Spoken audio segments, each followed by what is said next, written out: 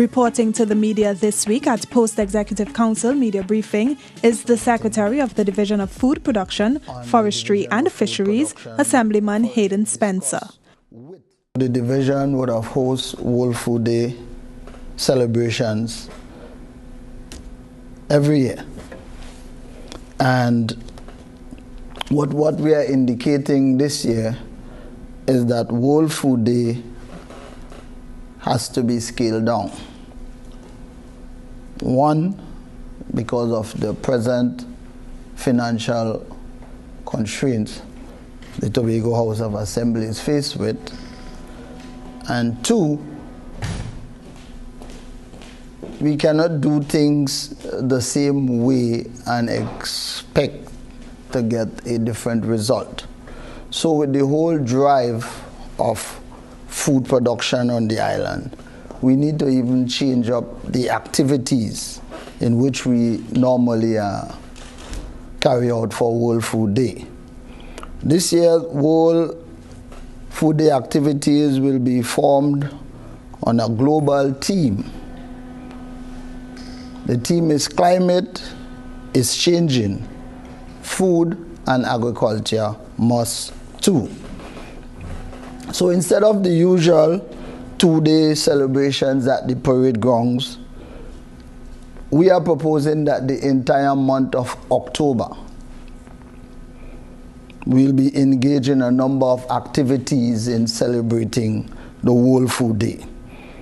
And these efforts will be made to educate our stakeholders, farmers, students, the general public on agriculture.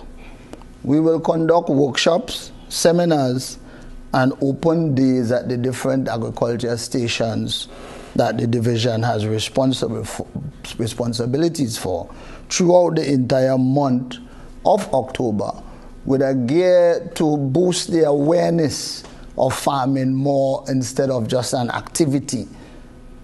So we'll be also utilizing a farmers market type issues at different locations where the farmers will still be able to sell their produce on the different days. So these are the changes that we should be looking forward to for the World Food Day. I am taking this opportunity to inform our stakeholders, inform the general public that, and during this period, you will be informed further as to dates, time, and location to which these activities will take place. But just remember, the entire month of October, we'll be celebrating World Food Day on the theme, climate is changing, food and agriculture must change. The second area that we've been having some challenges with is within the marine park. That is the Buko Reef Marine Park area. We'd have observed that, a thriving Tobago business is developing in that area there in the area of jet skiing. And we would have observed that a number of incidents and accidents would have been transpiring down there. So what the division would have done is done some consultation with the stakeholders in formulating a policy for the use of jet skis in that area so that we could minimize the incidents and the dangers poses to beach bathers and this kind of thing. Some of the issues that we want to challenge is to reduce conflict, the conflict which occurs between the various users of the marine space, right?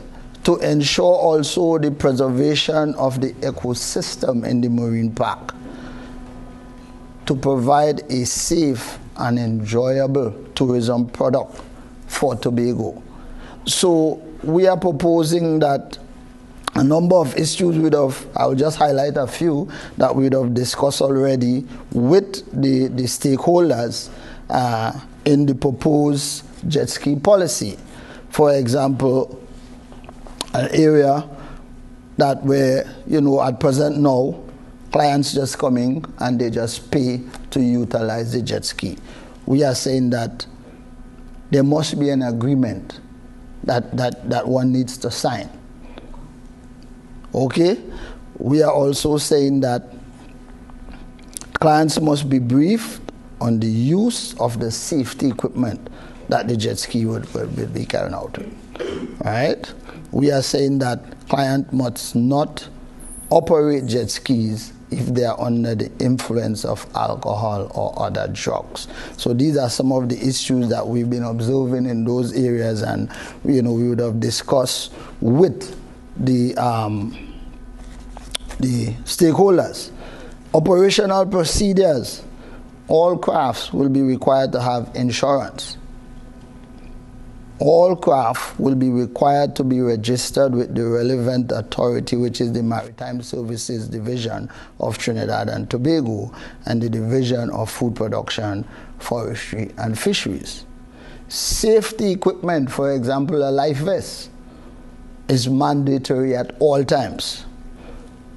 Designated areas of operation, we would have already outlined that area just outside of the Colorado Hotel from the coastline. So what the division will be engaging is actually demarcating those areas where you can really participate in your jet ski operation. We are also looking at penalties for the enforcement of that jet ski policy.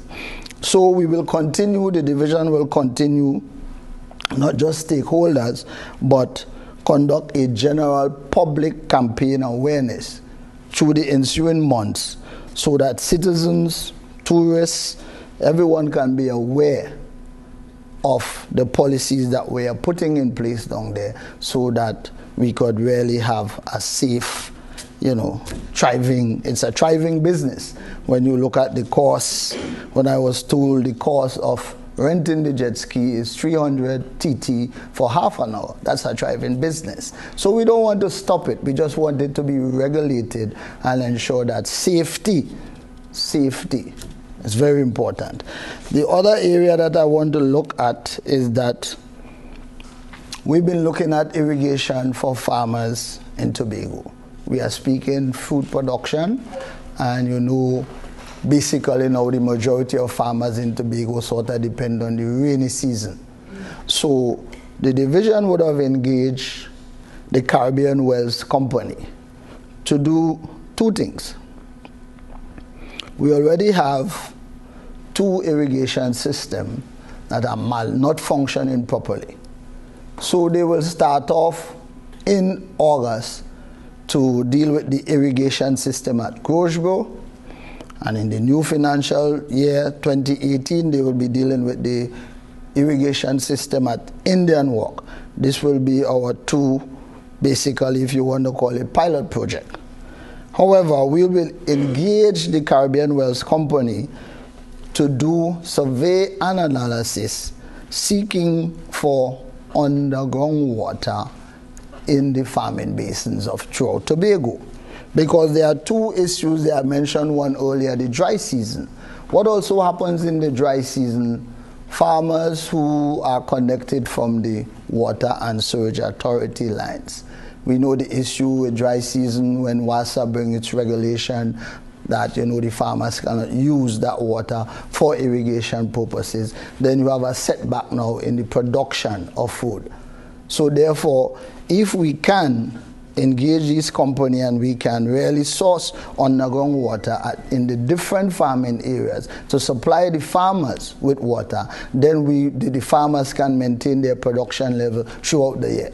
So that is one of the other areas that we would engage in, and we will see that starting as from August of this month, that they will begin at Grosborough. You spoke about the jet ski policy, which is a very important policy to implement, because I know the Tobago House of Assembly would have gone through situations where monies would have had to be paid to people involved in jet ski incidents. But I wanted to know, how soon will this policy be in place, instituted that is? Well, okay, presently now, what we are doing to institute a policy like that, I would not be able to give you a specific date, because that public consultation must be done. So immediately after the public consultation is done and we gather all the data, then the entire policy now must be approved by the Executive Council. Then I will be able to give you definite dates as to the implementation of that policy. I know a number of farmers have complained about access roads in terms of their crops, getting to their crops, and also additional areas where they can plant their produce. Have you received any such complaints, and how is the Tobago House of Assembly addressing this? Yes, I would have received a number of complaints. Well, annually we have an access road program, and that access road program is based on the amount of resources that we are given by the central government for that program. So what we do right now, what the division is doing, we are gathering the data. All right, the clerk of works, they are going out there, they are taking the measurements, they are doing the scope of works and so on, and based on our allocations, then we now has to prioritize, and then we'll be able to see how much roads we can do, when and where. So basically the information is there. We have received a number of reports. Access roads is an ongoing program, because we have some roads actually presently under construction right now, right?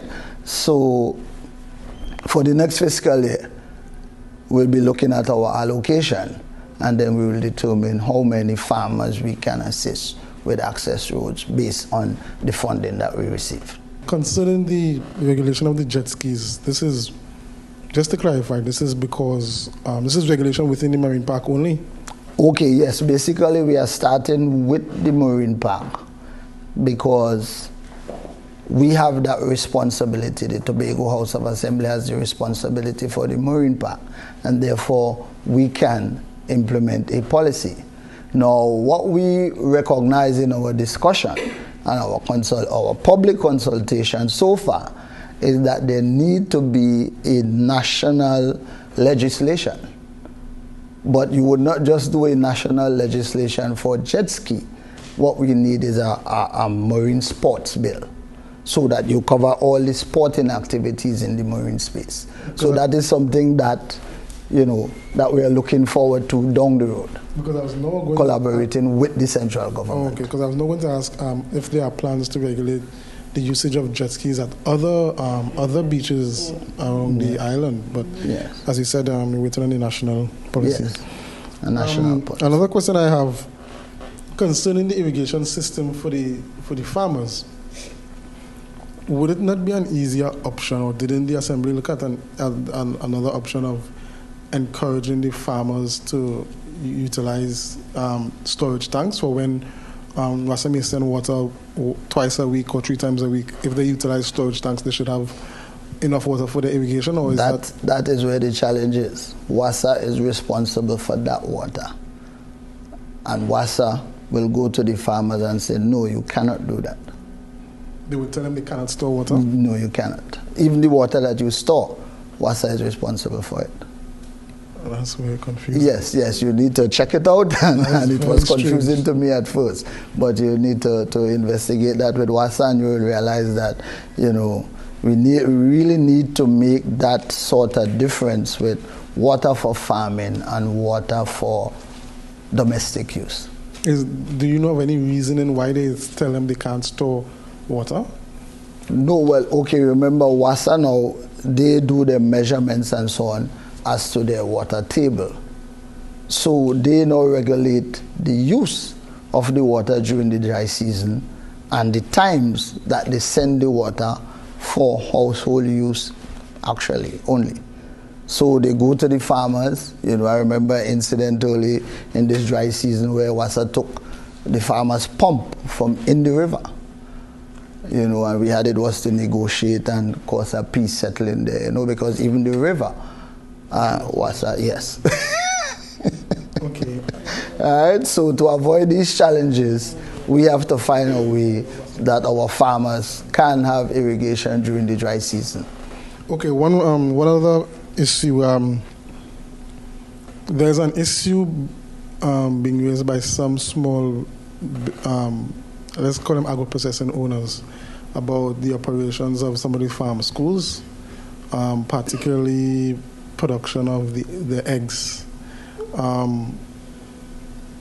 The complaint is that the egg production is very high for a farm school, and it is sometimes undermining the small business owners who are trying to also be in the market because they're selling the eggs way below market price. Okay. I don't know if you know anything about it. Okay, well, what the stations do, for example, Hope Farm, Kendall Farm School, and I think Louisdor, because of the nature of their operation, they have to do some sales, if we call it the byproduct. So the eggs are byproduct. It's not that Hope Farm or Kendall Farm School is doing eggs for actually sales. For example, let me explain this. We have 54 trainees in the youth apprenticeship program at Kendall. Now we want to teach them how to do all these things, right? So you'll find out if you are teaching them how to grow layers, the layers will eventually lay eggs. But you also want to teach them the business of agriculture. So you let the trainee now go and sell the eggs. So, that is part of the training program. But contrary to, to what you are saying, it is my information presently now, right? Because I was in conversation with the largest egg producer in Tobago, who is Maconis. And they cannot supply the market in Tobago at present. So I don't understand where that complaint is coming from. No, the issue is not that the fact that they're selling the eggs. Yeah. The issue was the price at which the eggs were being sold. So let's say the market price to break even for eggs is 18 a dozen. Right. You could go to the Hope Farm and get eggs for $7 a dozen. Right. Here was as you mentioned that the proposal is on my desk, and I was seeking some advice on it as to where should we take the price. It's our intention in the division to raise the price, but where do we take it? Do we take it to the current market value, or do we keep it under? So I'm receiving some advice on that, and I know the price of eggs and other things that we undersell. Even the pork in the marketing department, we will see an increase in the price and that kind of stuff. Right? Not that we are competing with the farmers out there. We are not competing with the farmers. We are not competing with the processors. It's byproduct, and we have to deal with our byproduct. With regards to, you said the penalties for persons who may violate you called it operational procedures, that's the term you used. Yes. Have you all put in place, or maybe in the discussion that are going on now, any penalties you all have in mind as the persons who may breach or violate these? No, well actually, while we were discussing penalties, is that there are present penalties under the different acts. For example, the Motor Launch Act, right? There are penalties under the Motor Launch Act for using a motor launch without the necessary requirements. So a jet ski is actually a motor launch, right? So there's already a legislation in that, right? But when we use the term penalties, we are talking about now the local, the THA. That is something that has to be discussed. That is something that has to be finalized. So we have not arrived at any THA penalties as yet. So far, we are looking at just the penalties that do exist for the operation of these things. We can go ahead and utilize those penalties. Okay. Yes. And also, as I usually ask for updates on the Scarborough market, what is going on? The last time we spoke about it, you were giving me some updates. Have these things materialized? What is going on? Okay, well, presently at Scarborough Market, we are in the process of preparing the site down at Shaw Park. The site is already 90% prepared, you can say, and it's just to be paved. Right? Works, we are depending on Works to assist us with the paving and so on. So my information is that the paving will be done within the next week.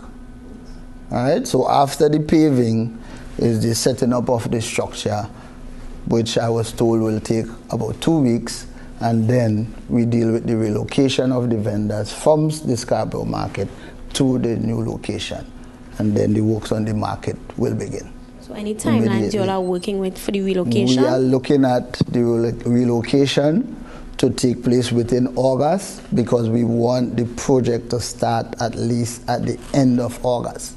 Beginning of September, we want construction, the reconstruction of the old market to begin. Are the vendors aware of this? Yes, we had a meeting with the vendors all up to a week before.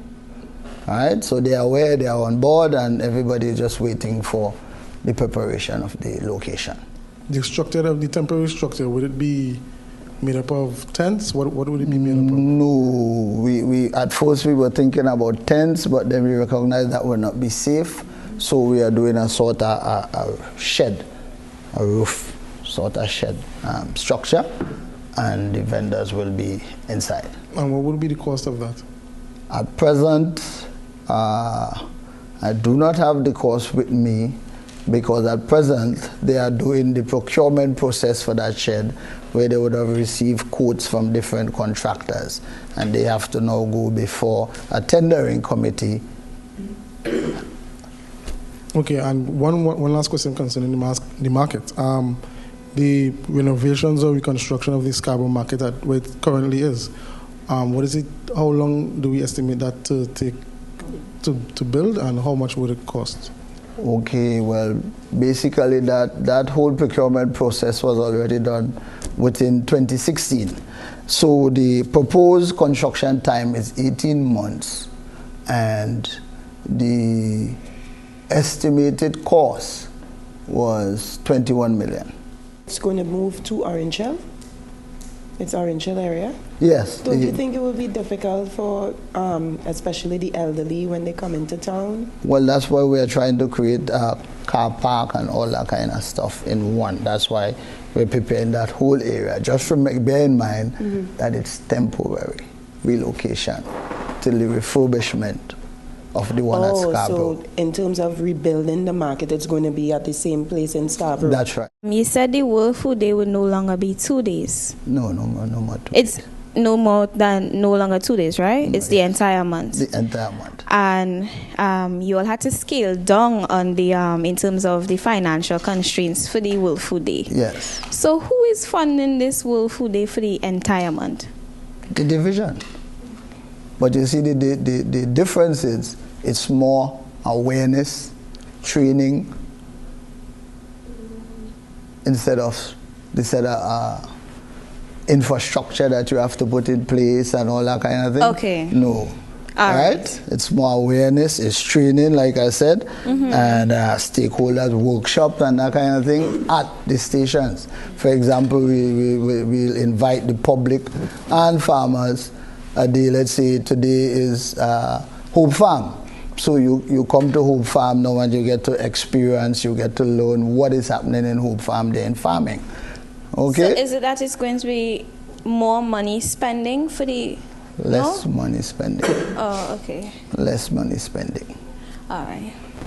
Are there going to be any days at all where there will be an exhibition, like what usually takes place? Yes, that's what we said. There will be a one day. farmers. I don't know if you're aware of the farmers market type setting. Yes, there will be that farmers market type setting where the farmers, the usual, they will be able to have their produce on display and sale and so on. And that at different locations. All different locations throughout the island? Yes, we have 8 farming districts, and we want to get all the farming districts involved. Thank you for tuning in to another Post-Executive Council media briefing for the week ending July 22nd, 2017.